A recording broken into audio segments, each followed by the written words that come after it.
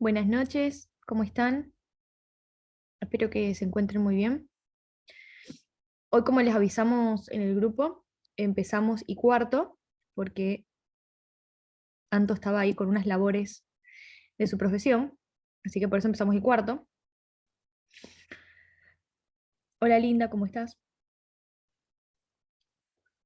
Bueno, como bien saben, pueden dejar sus consultas por el chat. Hola a todos los que saludan. Pueden dejar sus consultas por el chat. Yo las voy leyendo y Anto por ahí a medida que pueda también. Así que bueno, para no hacerla más larga, bienvenida, Anto, y gracias por tu tiempo. Buenas noches a todos, gracias por estar aquí presentes. Disculpen el cambio de horario de unos minutos, pero me aseguraba llegar tranquila a la clase. Voy a compartir pantalla, denme un segundo, que tengo todas las pestañas abiertas y se me traba, si no. Ahí está. Bien, a ver.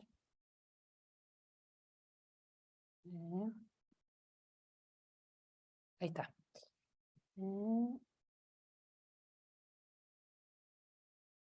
Compartir.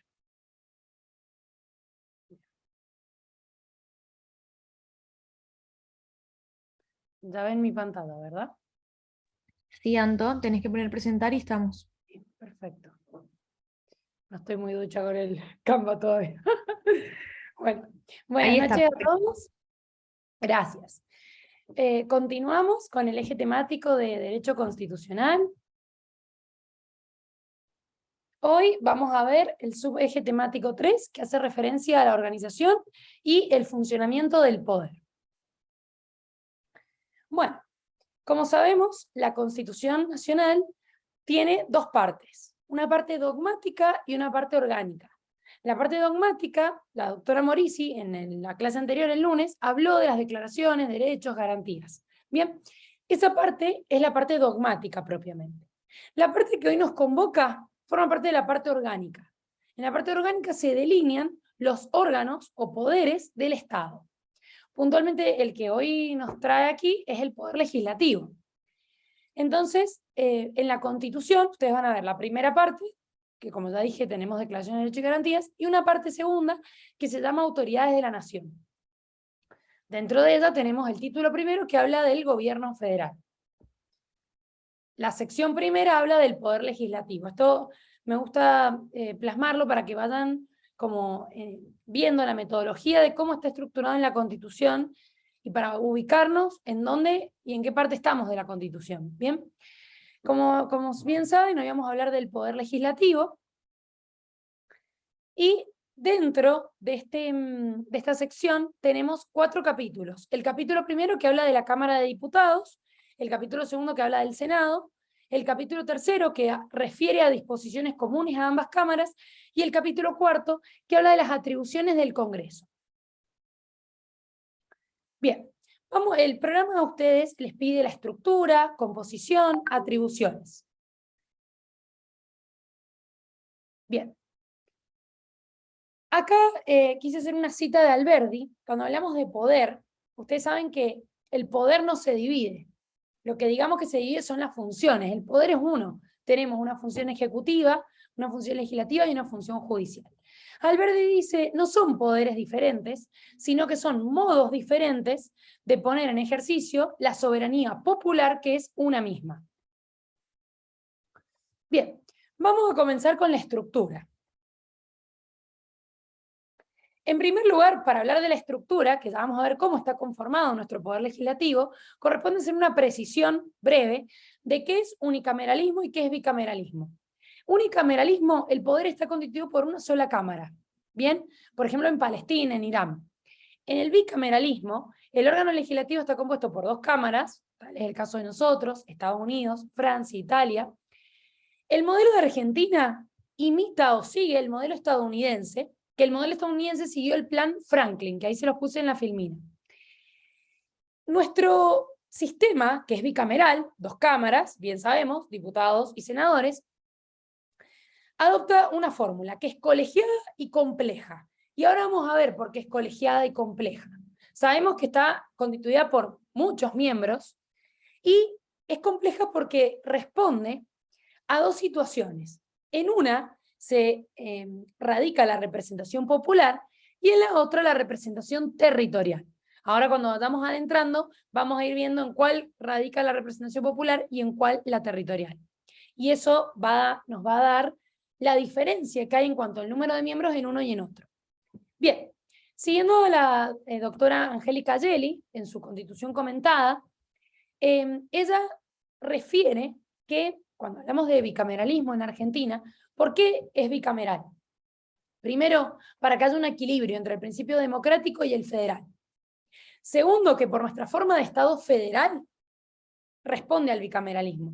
Recuerden que en el Estado federal nosotros tenemos varios niveles de poder: nacional, provincial y, con la reforma del 94, municipal y la Ciudad Autónoma de Buenos Aires. Entonces, es preciso que esté representada tanto las provincias, bien, el orden provincial, pero también necesitamos que esté representada la población. Entonces, el bicameralismo responde a esta estructura porque en una de las cámaras, que ya vamos a ver en cuál, que seguramente ya lo saben, en una de las cámaras se representa a la nación, al pueblo, y en la otra a las provincias. De allí la diferencia en sus miembros, en el número de miembros. ¿Por qué también tenemos un sistema bicameral? ¿Y por qué quizás es mejor un sistema bicameral, ¿no es cierto? Porque para debatir los proyectos de ley es mejor que hayan dos cámaras, ¿sí? Para que haya un mayor debate y asimismo para que haya un mayor control entre los órganos y también entre los órganos extrapoderes. Angélica Gelli refiere que en la Constitución de 1853-1860 el órgano legislativo es el que encabeza la triada clásica, ¿sí? Por ejecutivo, legislativo, judicial, y es al único al que se le atribuyen competencias implícitas o residuales. Y su función meramente, o sea, su función neta, ¿cuál es? Legislar, crear derecho, imparte o crea normas de carácter general para toda la población. Bien, comenzamos cómo está compuesto. El artículo 44, yo le fui poniendo los artículos en la filmina. Un Congreso que está compuesto de dos cámaras, una de diputados de la Nación, y presten atención a la terminología, diputados de la Nación y senadores de las provincias y de la Ciudad de Buenos Aires, será investido del Poder Legislativo de la Nación. No es casual que en el artículo diga diputados de la Nación y senadores de las provincias y de la Ciudad de Buenos Aires. ¿Por qué? Justamente al tener un sistema, adoptar el sistema representativo republicano federal, me voy a centrar en el federal, tienen que estar representadas estas dos partes, la población y las provincias. La Cámara de Diputados representa a la nación, al pueblo. Por eso vamos a ver que en la Cámara de Diputados hay muchísimos más miembros que en la Cámara de Senadores. ¿Por qué? Porque de eso va a depender, por ejemplo, no es lo mismo una provincia que tiene 99.000 habitantes a una provincia que tenga 45.000, a una provincia que tenga 1.000.000, por ejemplo. Estoy hablando números extraordinarios. Porque de eso va a depender la cantidad de diputados que esa provincia va a llevar al Congreso Federal. No obstante, en el Senado, no me importa el número de personas, de población que tenga esa provincia. Mendoza va a llevar 3 senadores, tenga la extensión que tenga el número de habitantes que tenga, lo mismo que San Juan, lo mismo que San Luis, lo mismo que Tierra del Fuego. Bien, entonces, y 3 por Cava. En la reforma de 1994, que bien sabemos es la última, hubo una enmienda a este artículo, que es lo que yo acá les coloqué en la filmina, porque habían 2 legisladores por cada provincia y por capital federal. Entonces, con la reforma del 94 se modificó y se colocaron 3 por provincia y 3 por Cava. ¿Y qué pasaba? Que hablaba de por provincia y por la capital federal. Y decía que hablar de Distrito Federal rompía este equilibrio. Entonces, desde 1994 no se habla de capital federal. Se dice que este sitio que hablaba de capital federal ahora lo ocupa la ciudad de Buenos Aires. Y en caso de que la capital se traslade, bueno, va a perder esa representación en el Senado. ¿Se entiende? Porque es 3 por provincia y 3 por Ciudad Autónoma de Buenos Aires. Y en el caso de traslado de la capital, pues bueno, la Ciudad Autónoma de Buenos Aires ya no tendrá más representación en el Senado y lo tendrá quien donde se mantenga la capital de la República. Por eso dice que, en caso de traslado, la ciudad de Buenos Aires, perdería la representación senatorial. La Cámara de Diputados se compondrá de representantes elegidos directamente por el pueblo de las provincias, de la ciudad de Buenos Aires y de la capital en caso de traslado, que se consideran a este fin como distritos electorales de un solo estado y a simple pluralidad de sufragios. Este artículo yo se los voy a desmembrar, así que no se asusten. El número de representantes será de 1 por cada 33.000 habitantes o fracción que no baje de 16.500. Después de la realización de cada censo, el Congreso fijará la representación con arreglo al mismo, pudiendo aumentar, pero no disminuir, la base expresada para cada diputado. Nunca vamos a tener menos diputados. O sea, hay un mínimo de diputados, que ahora vamos a ver cuánto es. Nunca va a poder ser menos de eso, ¿sí? Se puede aumentar la base mínima, pero nunca reducir. Voy a ir a la siguiente filmina. Vemos que en la Cámara de Diputados tenemos 257 miembros.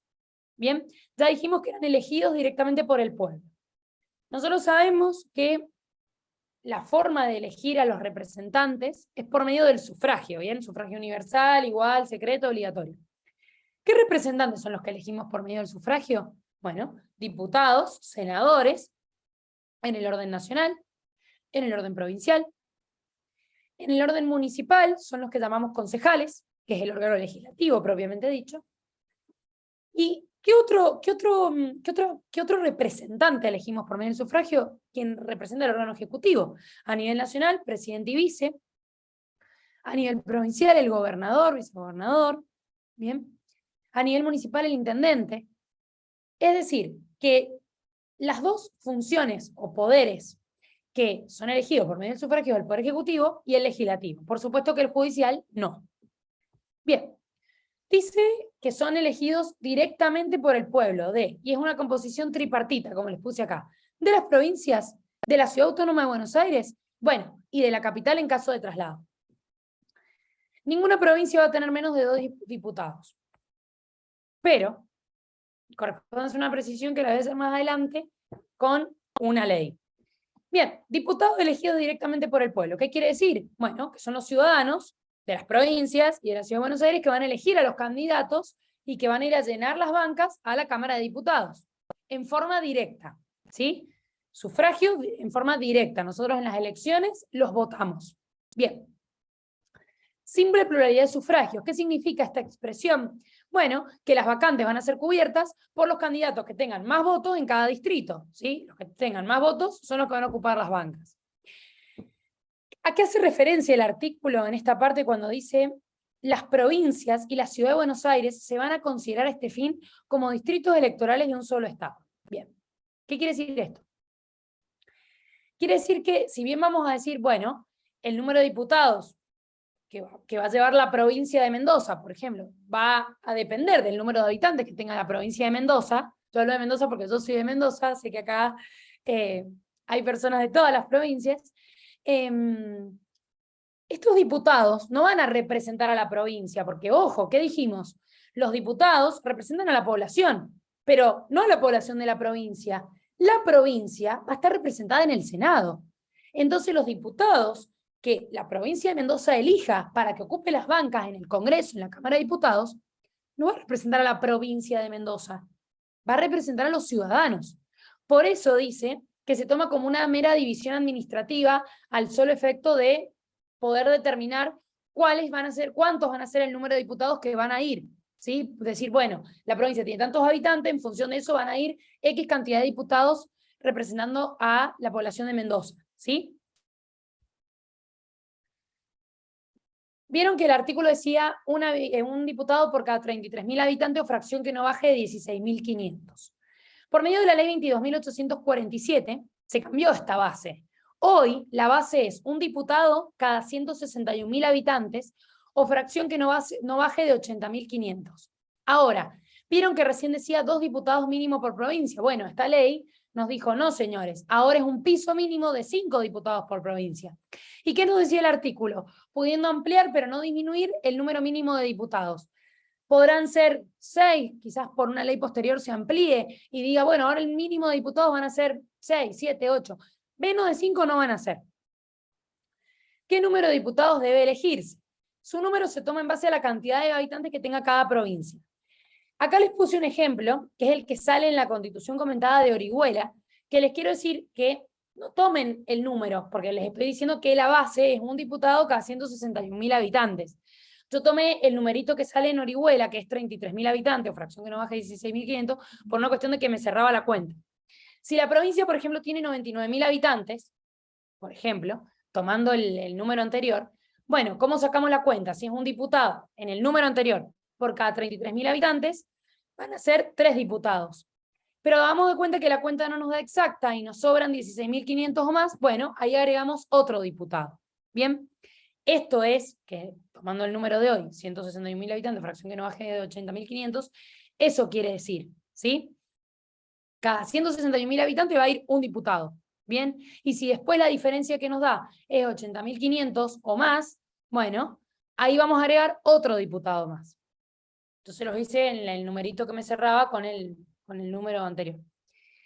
Bueno, ¿cómo puede aumentarse esta base? ¿Por qué se aumentaría? Bueno, por el censo. El censo nos dice cuántos habitantes tenemos en la nación.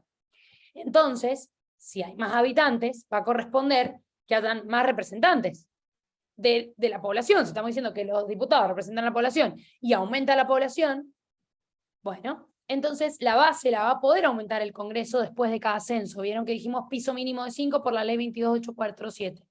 Pero no la va a poder disminuir. Bien. Artículo 48. Para ser diputado se requiere haber cumplido la edad de 25 años, tener 4 años de ciudadanía en ejercicio, ser natural de la provincia que lo elija o con 2 años de residencia inmediata en ella. Y acá les puse los recaudos exigidos al momento de jurar. ¿Qué es lo que dicen los autores? ¿Y por qué hago la diferencia? Porque vamos a ver que en el Senado es diferente. Estos recaudos es al momento de que el diputado jura, ¿sí? Ante la Cámara, perdón, no ante la Cámara. El momento que el legislador, el diputado, jura como diputado, ¿sí? Que presta juramento, pero quizás al momento de ser electo, capaz que no cumple alguno de esos requisitos. Mientras los tenga al momento de jurar, eso es lo que importa. Bien, haber cumplido la edad de 25 años. Bueno, esto requiere la edad por una cuestión de la responsabilidad y la investidura que esa persona va a tener, ¿sí? 4 años de ciudadanía en ejercicio. Este requisito va de la mano cuando se trata de la ciudadanía por opción o por naturalización. Obviamente que los que hayan nacido en la provincia, no, o sea, los que han nacido, perdón, en la Argentina no van a tener mucho más de 4 años de ciudadanía en ejercicio. Ser natural de la provincia que lo elija, haber nacido en esa provincia, por ejemplo, si yo me postulo por Mendoza, tengo que haber nacido en Mendoza, o tener 2 años de residencia inmediata, es decir, justo antes de postularme, en la provincia de Mendoza. Bien. Artículo 50. Los diputados van a durar por 4 años y son reelegibles. Vean que los diputados duran lo mismo que el presidente. Pero la sala, y ahí se los marqué, se renovará por mitad cada bienio, a cuyo efecto los nombrados por la primera legislatura, luego que se reúnan, sortearán los que deben salir en el primer periodo. Son reelegibles, pero la sala se renovará por mitad cada bienio. ¿Por qué? Esto se hace para que no coincida, para no renovar todo de uno y que no coincida justamente y vaya de la mano con el mandato del presidente. ¿Bien? Entonces, se va a renovar por mitad. No vamos a renovar los 257 de una. La mitad por cada bienio, o sea, por cada 2 años. Por eso cada 2 años nosotros tenemos elecciones legislativas. Todos tienen que cumplir los 4 años. Por ejemplo, si el año que viene nosotros tenemos elecciones legislativas y renovamos una mitad, esa mitad, luego de 2 años, no va a postularse de vuelta. Esa mitad sigue y se renueva la otra mitad. Y al cabo de los 2 años, vamos con la primera mitad, para que todos hayan cumplido sus 4 años, ¿sí?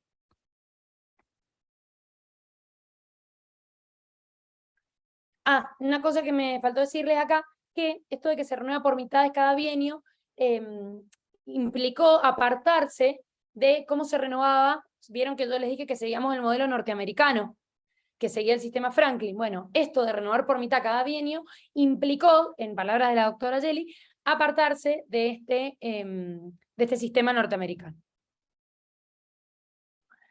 A la Cámara de Diputados le corresponde Anto, exclusivamente ahí están, Anto, te interrumpo, Sí, ahí 3 compañeros dicen, no entendí. bien, no entendieron lo de cómo se renueva, me parece, quizás lo Sí, eso no entendieron. Bien, a ver, la Cámara se renueva por mitades cada bienio, o sea, cada 2 años. Bien, ¿qué dijimos? Los diputados tienen que durar 4 años. Bien, esta mitad, voy a poner que esta constitución es la mitad que vamos a renovar. Vamos a poner, voy a hacer un ejemplo hipotético. Este año hay elecciones legislativas. Bien, entonces se renueva por mitades. Bueno, vamos a renovar esta mitad de la Cámara. Esta, la que es la constitución. Esta. Bien, esta mitad se va a ir. Y vamos a elegir los que entran en reemplazo de esta mitad. Dijimos cada bienio, o sea, cada 2 años. Bien, en 2 años vamos a tener de vuelta elecciones legislativas. Pero esta mitad que entró no se va a ir, porque esta gente que entró tiene que durar 4 años. Entonces, la otra mitad, que en esta elección no la habíamos tocado, es la que vamos a renovar en el bienio o en los 2 años siguientes. ¿Se entiende? Entonces, con esto que logro, que todos duren 4 años, pero no renovarlos a todos los 257 de una, sino hacerlo intercalado. Si renové la primera mitad ahora, en 2 años no voy a renovar esta mitad, porque esta mitad recién ha asumido ahora y va a cumplir 2 años. Entonces voy a renovar la otra mitad que viene de los 2 años anteriores y que va a cumplir 4 años. ¿Se entendió? Sí, Anto, ahí dicen que sí. Gracias. ¿Sí? Recuerden que es por mitades, cada 2 años, por eso ustedes piensen que cada 2 años tenemos elecciones legislativas. ¿Por qué? Porque se renueva por mitades, con la condición de que, ¿qué? De que todas van a durar, todos los representantes tienen que durar 4 años. Por eso la que votemos ahora, supónganse que este año hubiera elecciones, y en 2 años van a haber de vuelta. La de los 2 años no van a ser estos diputados que entraron ahora, van a ser de la otra mitad. Anto, y ahí está preguntando un compañero, Lugo, ¿cómo es lo del número de diputados? Dice, ¿qué contestamos en el examen? Pregunta Hugo. No sé si Bien, eso lo vas a no, explicar más adelante o... bien, ustedes me dicen por lo que la Constitución dice una fracción, un diputado cada 33.000 habitantes o fracción que no baje de Sí, 16.500, ¿por eso es la pregunta? sí, No sí, leo el sí. No sé si lo comentario. vas a explicar Bien, más adelante, tal vez, lo dejamos para más no, adelante. no, lo digo ahora. Dale. Es así, la Constitución dice eso, ¿bien? No obstante, la ley, que es esta que coloqué acá, 22.847, ha establecido otra base, porque muchas veces ustedes me preguntan por ahí al privado que cómo puede ser el número de diputados que tenemos con la cantidad de población que hay. Como que no da, no cierra el número, si se ponen a pensar. Es por eso que esta ley, la ley 22.847, puso otra base y dijo, señores, para que nos cierre la cuenta, la base es un diputado cada 161.000 o fracción que no baje de 80.500. En el examen lo que ustedes tienen que decir es, si bien la Constitución establece en el artículo que es un diputado cada 33.000 habitantes o fracción que no baje de 16.500, existe la ley 22.847, una ley de carácter general, tenemos en la prelación normativa con la ley, o sea, vigente, y que estipula esta base, modificó la base con un piso mínimo de 5 diputados, que como vieron yo más temprano les había dicho que era piso mínimo de 2 diputados. Bueno, esta ley dijo, no señores, tenemos que ayornarnos al número de habitantes, cambiamos la base y cambiamos el piso mínimo de diputados. Entonces, si ustedes les preguntan en el examen, van a decir lo que dice la Constitución, pero lo que dice la ley, porque esta ley está vigente. ¿Se entiende?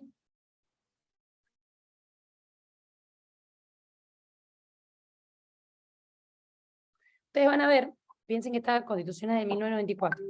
Enseguida les voy a mostrar en un artículo que habla de los senadores y de la renta anual que tienen que percibir, que justamente, no me acuerdo si el comentario es de la doctora Yeli o del manual yo les comenté en la clase pasada que en la cátedra de constitucional en la que yo estoy, los profesores hicieron un libro con los autores constitucionalistas como Vidar Campos, Sagüez, y no me acuerdo si lo leí en ese manual o en la Constitución de Yeli, que hablaba de un requisito para ser senador, que ya se los voy a mostrar enseguida, que ha caído en desuso constitucional porque no aplica al día de hoy.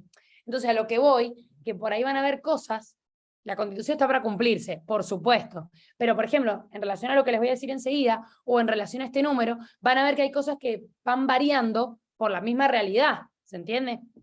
Me refiero específicamente a esto, si no lo vayan a tomar de otra forma, específicamente a esto del número de diputados, que la ley cambió la base, y en relación a la Cámara de Senadores, que lo vamos a ver enseguida.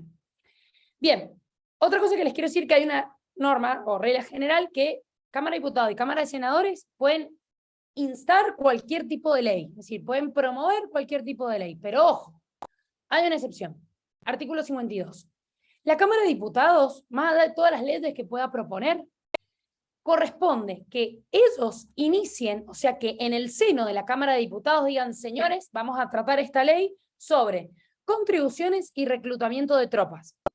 Esta ley sobre contribuciones y reclutamiento de tropas no puede emanar de la Cámara de Senadores, porque la misma Constitución me está diciendo, si bien los dos pueden proponer todo tipo de ley, fantástico, la Cámara de Diputados le va a corresponder exclusivamente la iniciativa, o sea, es decir, que en el seno de diputados inicien estas leyes sobre contribución y reclutamiento de tropas. Por eso les puse en negrita facultad privativa de la Cámara de Diputados. ¿Vieron? Miren, en el artículo 77 de la Constitución dice que los proyectos de ley pueden tener inicio en cualquiera de las cámaras. Por eso esta norma es una excepción, que es lo que les dije recién. ¿Y esto por qué es? Bueno, es una aplicación del principio de representatividad democrática. ¿Qué es representatividad democrática? ¿Cómo es nuestro sistema? Representativo republicano federal. ¿Qué es representativo? El pueblo no delibera ni gobierna, sino que por medio de sus representantes. La teoría de que Dios le da el poder al pueblo y el pueblo lo delega en un representante. Fantástico. Entonces, si los diputados representan al pueblo no se lo puede obligar a pagar tributos o a ingresar a las Fuerzas Armadas para defender y armarse en defensa de la nación. Entonces, por medio de sus representantes, que son los diputados, ellos van a promover la iniciativa de estas leyes como una forma de decir, bueno, ellos son los representantes del pueblo y por eso a ellos les corresponde. ¿Se entiende? Como ellos representan al pueblo, ya dijimos, los diputados representan al pueblo, bueno, es lógico y congruente que entonces, como ellos representan al pueblo, que estos dos temas específicos de contribución y reclutamiento de tropas emane de esta Cámara que representa al pueblo. Bien, artículo 53. Solo ella, venimos hablando de la Cámara de Diputados, ejerce el derecho de acusar ante el Senado al presidente, y quiero que presten atención a los sujetos pasibles de esto. Presidente, vicepresidente, jefe de gabinete de ministros, ministros, miembros de la Corte Suprema, en las causas de responsabilidad que se intenten contra ellos por mal desempeño, delito en el ejercicio de sus funciones o crímenes comunes, después de haber conocido de ellos y declarado haber lugar a la formación de causa por la mayoría de las 2/3 partes de sus miembros presentes. ¿Qué tenemos acá? El juicio político. El juicio político o también el desafuero son remedios que nos da la Constitución para responsabilizar a quienes están en el poder. Pero ojo, el desafuero lo vamos a ver enseguida y es para los miembros del órgano legislativo, o sea, diputados y senadores. El juicio político solamente es para estas personas que el artículo delimita: presidente, vice, jefe de gabinete de ministro, ministro y miembro de la Corte Suprema. Y donde la Cámara de Diputados hace su función como de fiscal, porque acusa ante el Senado, y el Senado, que recibe la acusación de la Cámara de Diputados, es quien resuelve. Ahora, ¿por qué acusaríamos ante el Senado al presidente, vice, a todos estos sujetos? Mal desempeño, que la doctrina entiende que mal desempeño, delito en el ejercicio de función y crímenes comunes es una enumeración taxativa. Es en estos 3 casos.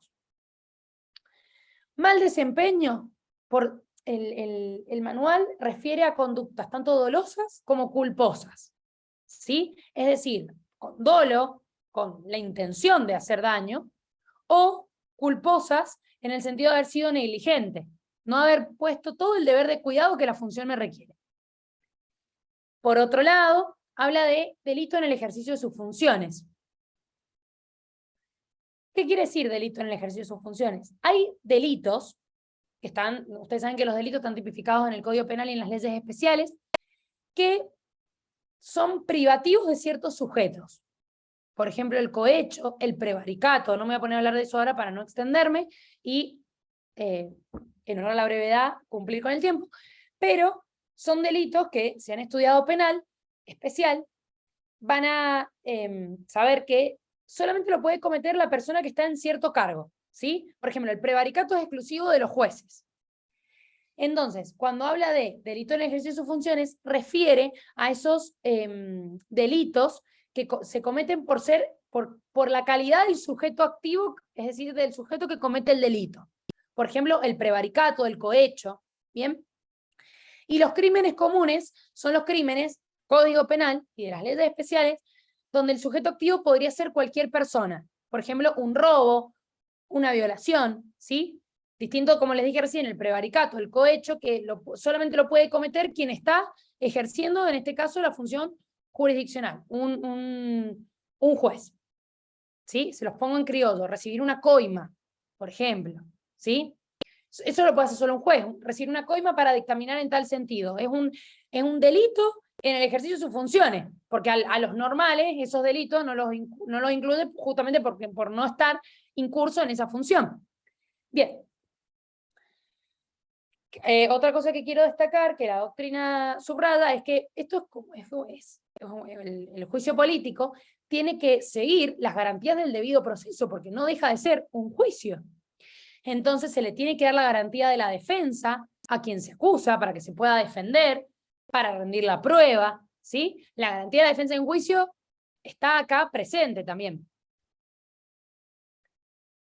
El presidente, el vice, el jefe de gabinete de ministros y los ministros y los miembros de la Corte Suprema gozan de inamovilidad en sus funciones, es decir, duran mientras dure su buena conducta, y la inmunidad de jurisdicción penal, es decir, no pueden ser sujetos o someterse a jurisdicción penal, no pueden ser juzgados.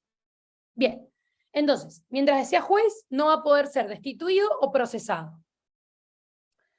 Y ustedes van a decir, entonces son inmunes, no se puede hacer nada. No, estos privilegios son relativos, y ahí se los puse en negrita. ¿Cuál es la única forma de sacarle esa inmunidad, esa burbuja que tienen? Bueno, con el llamado juicio político. Es la única forma que hay para destituirlos y poder someterlos a un proceso. Este juicio únicamente procede contra los funcionarios que indica el artículo. No nos olvidemos que estamos dentro de Cámara de Diputados. ¿Por qué? ¿Por qué estamos tocando el juicio político acá? Porque la Cámara de Diputados es quien acusa, y estamos viendo las atribuciones de la Cámara de Diputados, o las funciones.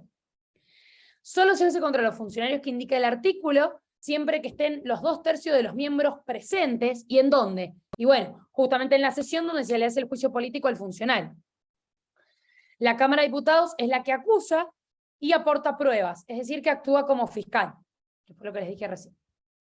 ¿Cuáles son las causas? Bueno, esto ya lo vimos: mal desempeño, por ejemplo, realizar el trabajo sin idoneidad, cometer un delito en el ejercicio de sus funciones, lo que ya les dije, y por crímenes comunes, porque son aquellos que puede cometer cualquier persona. Bien, terminamos con el capítulo relativo a la Cámara de Diputados. Vamos al Senado.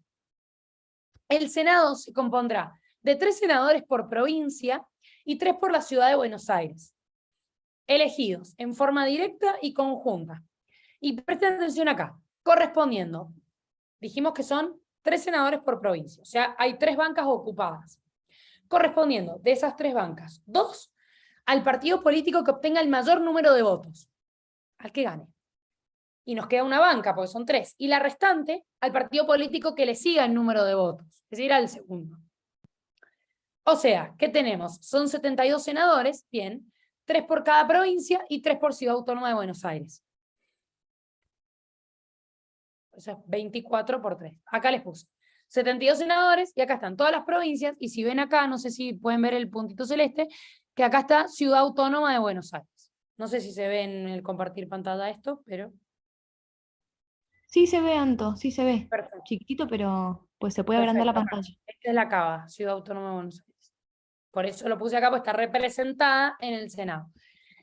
Ustedes recuerden, esto lo digo siempre, pero para que les quede, que con la reforma del 94 se incorpora la Ciudad Autónoma de Buenos Aires en este escenario federal. Entonces, por eso se incorpora también en el... Bueno, esto tiene que ir en consonancia con el Senado, tiene que estar representada en el Senado. No vamos a decir que es una provincia más, porque no lo es, pero al hecho de llevar senadores, se iguala con el número de senadores que llevan las provincias, ¿entiendes? Pero no van a decir que la Ciudad Autónoma de Buenos Aires es otra provincia, por favor. Bien, acá era lo que yo les decía recién. ¿Cuáles son los requisitos para ser elegidos senador? Tener la edad de 30 años, haber sido 6 años ciudadano de la nación, disfrutar de una renta anual de 2.000 pesos fuertes o de una entrada equivalente. Este es el inciso que yo les decía que la doctrina señala que ha quedado como en desuso constitucional. Y ser natural de la provincia que lo elija, ¿sí? O con 2 años de residencia inmediata en ella, es decir, haber nacido en la provincia que lo está eligiendo. Si yo salgo en la lista María Antonella Sabinaro Castro por ser senadora representando a la provincia de Mendoza para estar en el Senado Nacional, bueno, yo tengo que haber nacido en Mendoza mínimo, o haber nacido, o tener, perdón, 2 años de residencia inmediata en ella, o sea, desde la elección, 2 años para atrás, haber estado residiendo en Mendoza. Ahora, ojo, en la Cámara de Diputados, ¿qué les dije yo? Que estos requisitos eran al momento de tomar juramento, ¿se acuerdan? Acá no, acá al momento de ser elegido senador, y el artículo es claro, son requisitos para ser elegido senador. O sea, para que yo en las elecciones pueda ser elegida o elegido. ¿Cuánto duran? Duran 6 años en el ejercicio de su mandato.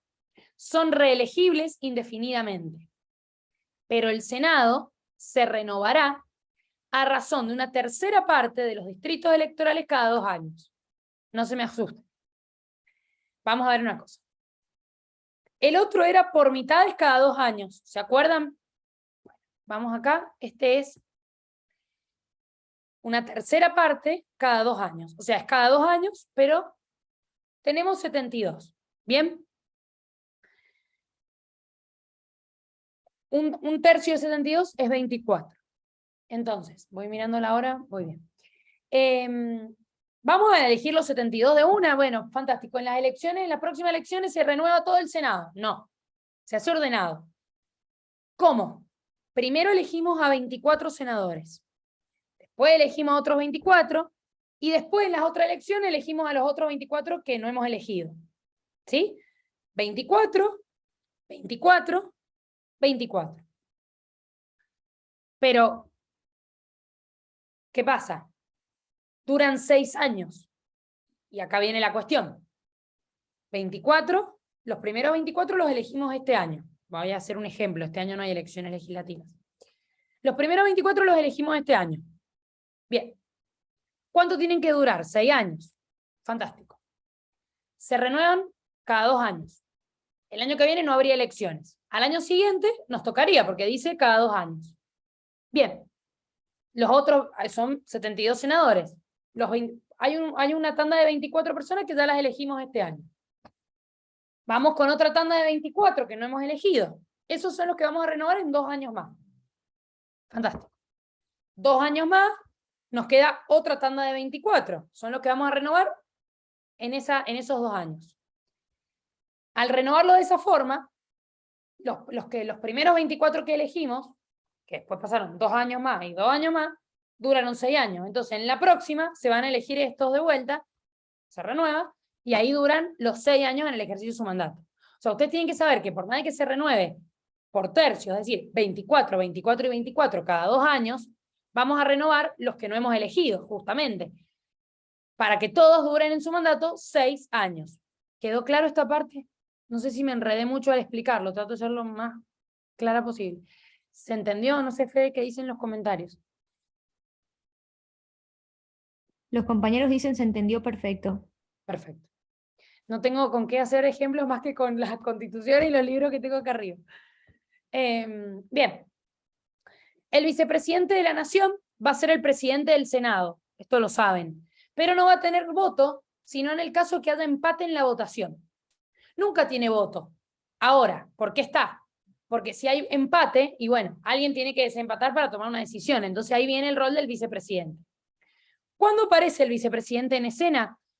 Cuando hay empate, por eso decimos que no tiene voz en la diaria, y reemplaza al presidente en caso de acefalía transitoria o definitiva. Esto no tiene nada que ver con la Cámara de Diputados, solo se los puse acá a modo de dato de color. ¿Vota en caso de empate? Sí, acá, en el seno, en el Senado. Perfecto. Pero reemplaza al presidente en caso de acefalía. Y acá viene una cuestión. Supónganse que el presidente es reemplazado por el vice porque hay acefalía, transitoria o definitiva. Bueno, y decimos que el vicepresidente de la Nación es presidente del Senado.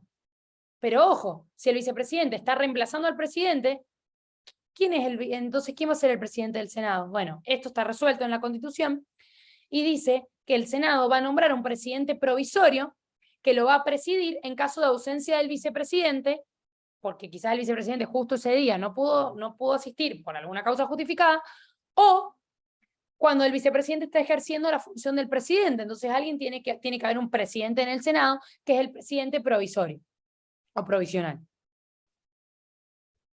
Lo deben haber escuchado. Bien, así como teníamos facultades privativas de la Cámara de Diputados, que habíamos hablado de la iniciativa de las leyes en cuanto a contribuciones y reclutamiento de tropas, las facultades privativas del Senado son estas dos. Primero, ¿se acuerdan que habíamos dicho de que la Cámara de Diputados en el juicio político hacía las veces de fiscal y acusaba?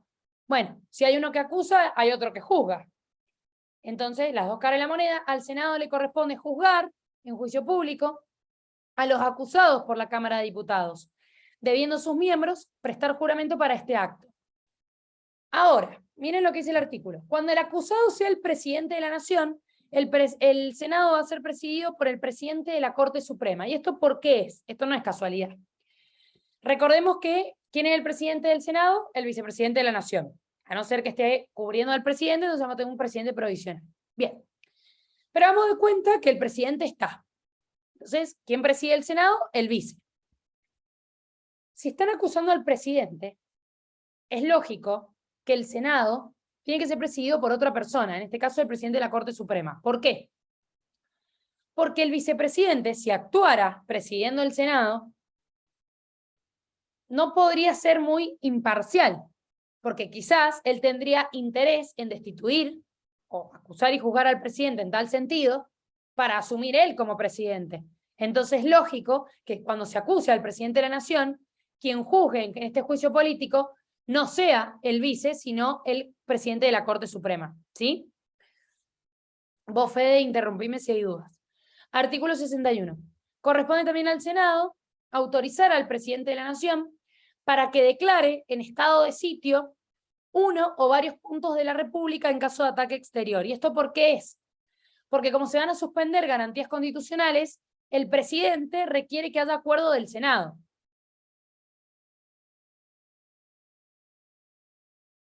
Bien. Veníamos hablando del juicio político. Ya dijimos que el Senado juzga. Bien. Estamos en un juicio, hay un fallo. Ese fallo, ¿cuál es el efecto que tiene? Únicamente destituye al acusado. Lo puede declarar incapaz de ocupar algún empleo de honor, confianza o sueldo de la nación, pero la parte condenada se condena al presidente, se condena al presidente de la Corte Suprema. La parte condenada va a quedar sujeto a acusación, juicio y castigo conforme a las leyes ante los tribunales ordinarios. Es decir, nosotros en el juicio político estamos diciendo, ¿qué hacemos? ¿Tendrá responsabilidad o no? Y bueno, si con la prueba vemos que la tiene, perfecto.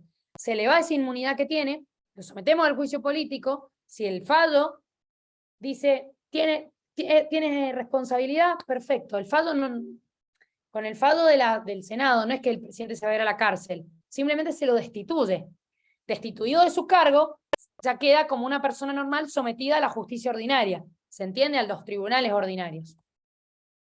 Es importante que entiendan que el fallo no es que lo encarcela, sino que simplemente lo destituye. Eso es lo que estamos decidiendo. ¿Lo destituimos o no? ¿Sigue o no en sus funciones? Disposiciones comunes a ambas cámaras. Ambas cámaras se van a reunir en sesiones ordinarias todos los años, del 1 de marzo hasta el 30 de noviembre. Pueden también ser convocadas extraordinariamente por el presidente de la Nación o prorrogadas por sus sesiones. Bien, cuando hablamos acá de las sesiones y las disposiciones de ambas cámaras, esto es derecho parlamentario. Acá les puse una cita de Felipe Seisdedos, que es un autor de Derecho Constitucional, que está citado en este manual, que dice: el derecho parlamentario es la parte del derecho constitucional del poder que se refiere a la Constitución, los privilegios y el funcionamiento de los cuerpos parlamentarios. ¿Quiénes son los cuerpos parlamentarios en nuestro caso? El Congreso y sus cámaras. ¿Cómo pueden ser las sesiones del Senado? Vieron que acá hablábamos de que eran ordinarias desde el 1 de marzo hasta el 30 de noviembre. Bueno, pueden ser preparatorias, ordinarias, de prórroga o extraordinarias. En las preparatorias justamente son anteriores a las ordinarias y son todas las cuestiones administrativas para, como decir, comenzar en regla, por así decirlo. En las cuestiones preparatorias, por ejemplo, se ven todo lo que son los diplomas de los diputados. Son cuestiones como más administrativas. Las ordinarias, bueno, del 1 de marzo al 30 de noviembre. Las de prórroga ocurren cuando, por ejemplo, nos faltó terminar de tratar un tema en la ordinaria, es decir, de marzo a noviembre, del 1 de marzo al 30 de noviembre, entonces vamos a pedir una sesión de prórroga para poder terminar ese tema, ¿sí? Y esa de prórroga puede ser convocada tanto por el presidente como por el Congreso. Por ejemplo, una cosa que me olvidé, en las preparatorias es cuando se recibe, por ejemplo, a los diputados, a los senadores, se les presta el juramento, ¿sí? Y no lo vamos a encontrar lo que pasa en las preparatorias acá, sino en el reglamento de las cámaras. Cada cámara tiene su reglamento. Bien, y las extraordinarias únicamente las puede convocar el presidente. ¿Y por qué extraordinaria? Bueno, porque las situaciones de tal entidad, gravedad o emergencia que amerita que convoquemos una reunión para tratar este tema, aunque sea fuera del periodo normal de sesiones. Las sesiones ordinarias que ahora van del 1 de marzo al 30 de noviembre, eso fue objeto de reforma, por la reforma de 1994, porque antes las sesiones no duraban del 1 de marzo al 30 de noviembre. Bien. ¿Quién convoca a las cámaras para que sesionen? Se pueden autoconvocar, no obstante, ustedes han visto seguro en la televisión que el presidente, cuando declara que se abre la sesión ordinaria, que se hace un acto. Bien. Cada cámara es juez de las elecciones, derechos y títulos de sus miembros en cuanto a su validez. Ninguna de ellas entrará en la sesión sin la mayoría absoluta de sus miembros, pero un número menor va a poder compeler a los miembros ausentes a que concurran a las sesiones en los términos y bajo las penas que cada cámara establezca. No puede sesionar la cámara sin la mayoría absoluta de sus miembros. Ahora, si hay un número menor, que son los pocos que hay, pueden compeler a que los que faltan concurran. Miren lo que dice. Cada cámara tiene el privilegio de decidir sobre, vieron que dice juez de las elecciones, derechos y títulos de sus miembros, vieron que yo les dije que en las preparatorias se toma juramento, se ven lo del tema de los diplomas, bueno. Cada cámara va a poder decidir si el título o diploma que presentó el diputado es válido, si cumple las formalidades exigidas para ocupar el cargo. Esto no es justiciable, es decir, no lo puede controlar la justicia. ¿Y por qué es? Justamente para garantizar la división de poderes en un gobierno republicano. Sabemos que una de las notas de la República es la división de poderes. Ay, perdón, me fui para atrás. Quórum para sesionar. Acá esto se los puse para que entiendan la diferencia. ¿Qué quiere decir quórum y qué quiere decir mayoría? Quórum es el número mínimo de legisladores que necesitamos para que la Cámara sesione. ¿Sí? ¿Cómo puede ser el quórum? ¿Normal o agravado? Normal, la cantidad mínima de legisladores que necesitamos para que la Cámara trabaje. Mayoría absoluta. Más de la mitad. Y no la mitad más uno. Y vean la diferencia. Si la Cámara de Diputados cuenta con 281 miembros, es un número de mentira, más de la mitad es 141. Es decir, que para sesionar se necesita un mínimo de 141. En cambio, si fuera la mitad más 1, sería 142. Y ustedes van a decir, bueno, es un número. Sí, pero un número en la sesión, si tenés un diputado que no va o que no concurre, varía. ¿Bien? No se puede sesionar. Entonces, por eso la diferencia entre qué es, si mayoría absoluta es más de la mitad o mitad más 1. No es mitad más 1, es más de la mitad. Y bueno, ¿y qué pasa si no llegamos nunca al quórum? Bueno, justamente lo que decía el artículo, hay medios coercitivos para que los que asisten puedan compeler a los demás a que se presenten. ¿Cuándo es agravado? Cuando se exige una cantidad mínima para sesionar mayor que el quórum normal. ¿Vieron que habíamos dicho más de la mitad? Bueno, un quórum agravado es 2/3 de los miembros totales. Bien, cuando hablamos de quórum también hablamos de mayorías. ¿Qué es mayoría? Es el número necesario de votos para que las decisiones sean válidas. Ya tenemos quórum, ya tenemos el mínimo de miembros que necesitamos para sesionar. Fantástico. Ahora, con ese mínimo de miembros que estamos sesionando, necesitamos un mínimo de gente que vote en tal sentido para que sea válido. Yo esto ahora no se los voy a leer, pero se los dejé en el Power para que lo tengan. Les dejé, esto lo saqué del manual de la cátedra que les comenté, les dejé las distintas mayorías que hay, que se pueden ver. Una cosa es, por ejemplo, las 2/3 partes de la totalidad de los miembros de cada cámara, que dice la totalidad de los miembros de cada cámara. Esas 2/3 partes se computa sobre el número ideal, o sea, capaz que no hay 72, pero ¿cuánto hay en la Constitución? ¿Cuánto dice que son los senadores? 72, aunque ese día no hayan ido los 72. 2/3 de sus miembros se toma el número real de miembros sin considerar las posibles y ocasionales vacantes. Los reales, los que hay. 2/3 partes de los miembros presentes o 2/3 de los votos. La mayoría se determina a partir de los que están ahí en la sesión, presentes. Mayoría absoluta de la totalidad de los miembros de cada cámara o mayoría absoluta del total de los miembros, ya vimos lo que era la mayoría. Mayoría absoluta. Y les he puesto en paréntesis en los artículos donde vemos eso. Esto lo saqué del manual que les dije. Mayoría absoluta de los presentes, más de la mitad de los senadores para dar quórum, equivale a 37, dice. Aunque el quórum se practica sobre los senadores reales y la mayoría absoluta o más de la mitad son 19. Recuerden que mayoría absoluta es más de la mitad. Bueno, otra mayoría que van a ver en la Constitución es 1 sobre la mitad de los presentes, en el artículo 66. Bien, esto se lo dejé como para que ustedes vean las distintas mayorías que pueden haber. Me interesa que entiendan que quórum es el mínimo de miembros que se necesita para sesionar y mayoría el mínimo de votos válidos que se necesitan para que la decisión tenga fuerza, digamos. ¿Se entiende? Si vamos a votar una ley, y bueno, necesitamos una mayoría mínima para poder seguir adelante con el proceso de formación de la ley. Ambas cámaras comienzan y concluyen sus sesiones simultáneamente, ninguna de ellas, mientras estén reunidas, van a poder suspender sus sesiones más de 3 días sin el consentimiento de la otra. Ahora, cada una sesiona de forma simultánea, una por un lado y una por el otro. Sin embargo, hay una excepción, que es que se van a reunir en forma conjunta, ¿cuándo? Cuando se inaugure el periodo de sesiones ordinarias, cuando tengan que recibir juramento de presidente y vice, cuando tengan que escuchar el informe que el presidente les tenga que rendir, cuando se homenajee a jefes de estados extranjeros, etc. Cada cámara va a hacer su reglamento. Vieron que yo les dije que hay cosas que están delimitadas en el reglamento de las cámaras y no en la Constitución. Y podrá, con 2/3 de votos, corregir a cualquiera de sus miembros por desorden de conducta en el ejercicio de sus funciones o removerlo por inhabilidad física o moral sobreviniente a su incorporación y hasta excluirlo de su seno.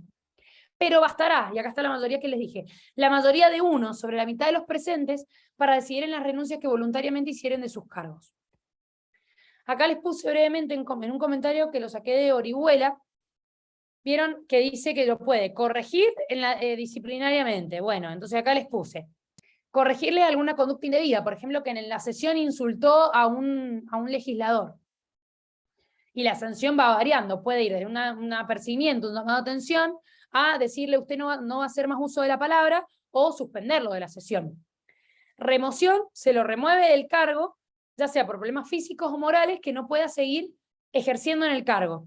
Por ejemplo, una enfermedad, algún problema mental, o por ejemplo que tenga una vida inmoral o escandalosa. Ustedes piensen que esas personas pensemos en los legisladores, el presidente, los jueces, tienen que hacer honor a su cargo y no pueden tener una vida rara, inmoral, escandalosa, como dice acá. Entonces, tienen que ser dignos del cargo que ocupan. Bien, entonces cualquier cosa que vaya en contra de ellos, por ejemplo, no pueden ir al casino, por ejemplo. Entonces, cualquier cosa que atente contra ellos puede ser objeto de remoción. Algunos autores dicen que la inhabilidad física o mental no es causal de sanción. O excluirlos. Para todo esto necesitamos 2/3 de los votos de los presentes. Garantías parlamentarias. ¿Qué es esto? Vieron que habíamos hablado que los jueces tenían, duraban mientras dure su buena conducta y no podían ser sometidos a la justicia, a no ser que, por medio del juicio político, se les sacara esa inmunidad. Bueno, los miembros del Poder Legislativo también gozan de ciertas inmunidades. Una es la inmunidad de expresión, que no pueden ser acusados, interrogados ni molestados por las opiniones o discursos que emitan en su mandato de legislador. Y en relación a esto les voy a decir, esta inmunidad de expresión es, en cuanto a lo que hace a la sesión, por ejemplo, si insulta a la vecina, ahí no tiene inmunidad de expresión, es en lo que hace a su cargo. Y esta inmunidad de expresión dura para siempre, es perpetua, en palabras de Orihuela, pero únicamente en relación a la sesión. Es decir, no vamos a decir, en el año 1994 el senador dijo en la sesión, por eso dice que es perpetuo, o sea, no es que solamente mientras dure en su cargo, sino para siempre, pero en relación a lo que diga en el ejercicio de su función.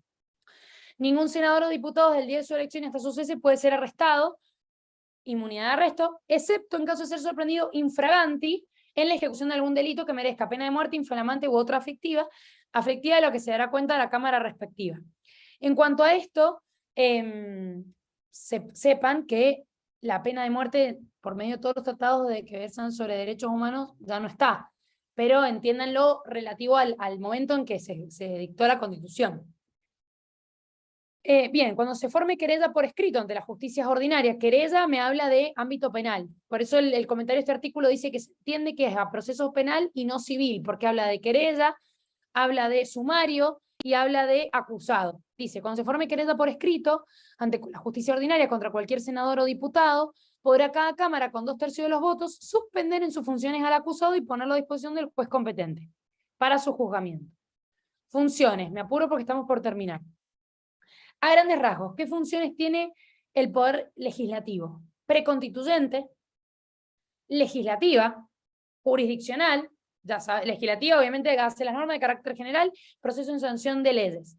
Jurisdiccional, no me quiero detener en estas, jurisdiccional, ya vimos el juicio político, electoral en caso de acefalía del Poder Ejecutivo y control administrativo y financiero sobre el Poder Ejecutivo. Esto lo vamos a ir viendo también a lo largo de las atribuciones. Las atribuciones están delineadas en el artículo 75 de la Constitución Nacional. Bien, tenemos una función de control donde, ¿por qué hablamos de control? Porque se requiere como la voluntad, por así decirlo, del Congreso para completar, en este caso, la del Poder Ejecutivo. Por ejemplo, aprobar y desechar tratados, artículo 75, inciso 22. Los tratados de integración. Autorizar al Poder Ejecutivo para declarar la guerra o hacer la paz. Darle permiso al presidente para que se ausente del territorio. Ahí les he puesto algunas. Son todas del artículo 75, salvo estas del 99, que el 99 justamente son las atribuciones del Poder Ejecutivo. Acá les he querido poner aglutinadas de alguna forma ciertas atribuciones del Congreso para que puedan ver ustedes cuáles son de control. Vamos a ir viendo algunas a lo largo. Acá les puse el 75 inciso 22, por razones de brevedad, porque tampoco los quiero atosigar, no se los voy a leer. Habla de los tratados concluidos con las demás naciones y con la Santa Sede y con las organizaciones internacionales. Menciona cuáles tienen jerarquía constitucional, ¿sí? Hace referencia a que estos no derogan ningún artículo de la primera parte, es decir, de la parte dogmática, son complementarios de los derechos y garantías. Ahora, ¿es un numerus clausus? No. ¿Se podrían incorporar futuros tratados que tengan jerarquía constitucional? Sí, dice. Los demás tratados y convenciones sobre derechos humanos, luego de ser aprobados por el Congreso, van a requerir del voto de las 2/3 partes de la totalidad de los miembros de cada Cámara para gozar de jerarquía constitucional. Y por otro lado, el inciso 24, todo esto lo desprendí de acá, de la función de control, para que me entiendan, habla de los tratados de integración. piensen nosotros en el Mercosur. Si bien en el Mercosur no es una integración como lo es en la Unión Europea, donde hay realmente un derecho comunitario, porque las normas que emanan de la Unión Europea son vinculantes para los estados, lo que no ocurre en el Mercosur. Acá hablamos de que es competencia del Congreso aprobar tratados de integración donde se delegue competencia y jurisdicción a un organismo supraestatal. Se requiere la mayoría absoluta de la totalidad de los miembros de cada Cámara, y hace una distinción de las mayorías que se requieren en cuanto a si el tratado es con otro estado de Latinoamérica como no lo es. Eso lo dejo para que lo lean, para no perder tiempo. Función de gobierno. ¿Qué es la función de gobierno? En mayor o menor medida, los 3 órganos del Estado ejercen esta función de gobierno. Sin embargo, tenemos que el Congreso coadyuva al Ejecutivo en la función de gobierno. Por ejemplo, cuando lo autoriza que declare la guerra o haga la paz, ven que hay 2 voluntades: aprueba o desecha la cuenta de inversión, aprobar o revocar la intervención decretada por el Poder Ejecutivo durante el receso. Hay otras ocasiones donde el Congreso coadyuva, pero no el Congreso entero, sino únicamente a través de la Cámara de Senadores. Por ejemplo, cuando se presta juramento, cuando el presidente elige a los miembros de la Corte Suprema de Justicia de la Nación, lo hace el presidente con acuerdo del Senado únicamente, no de la Cámara de Diputados y de la Cámara de Senadores, del Senado. Por último, tenemos ocasiones donde la función de gobierno la desarrolla el Congreso en su totalidad, no privativa del Senado. Por ejemplo, intervenir en el territorio de las provincias, esto sale del 6, establecer los derechos de importación y exportación, imponer contribuciones indirectas, arreglar el pago de la deuda interior y exterior, o sea, lo hace solito, fijar el valor de la moneda. Función de administración.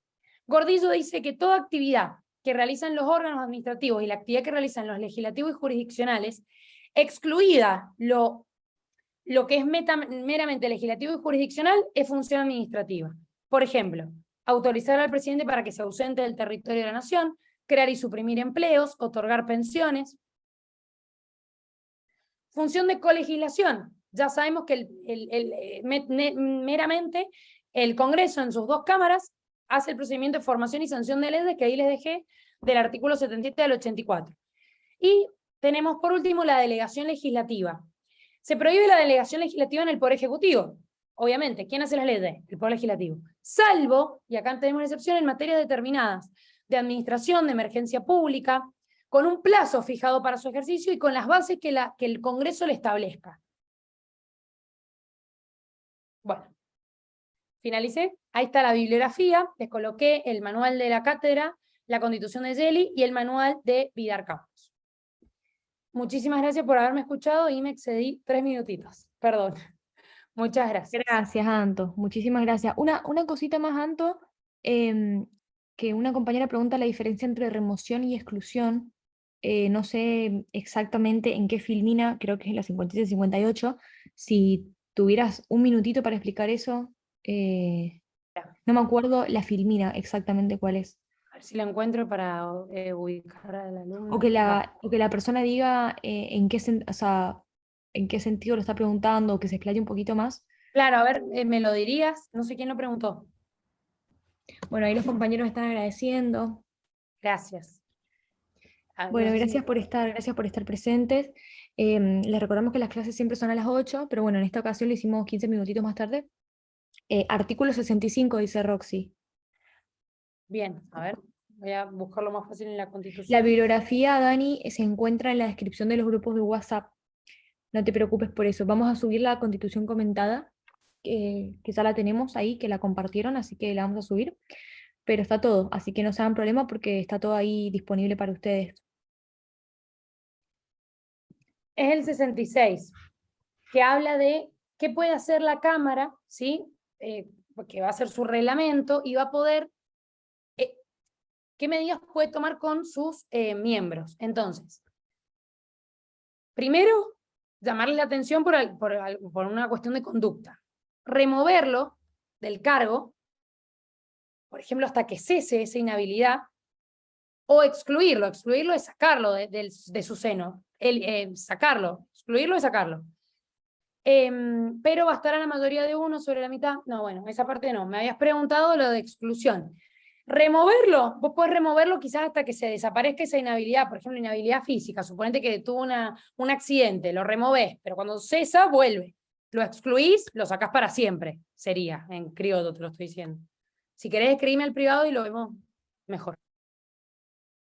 Muchas gracias, Anto, creo que está bastante claro. Así que bueno, muchísimas gracias y la remoción sería temporal, dice María Luisa. Por ejemplo, sí. Bien, bien, Se me ocurrió el perfecto. ejemplo porque hablaba de inhabilidad física o moral, algo Bien, momentáneo. perfecto. Bueno, muchísimas gracias. Gracias, Anto, y gracias a los compañeros Gracias a que estuvieron todos. acá presentes en la clase.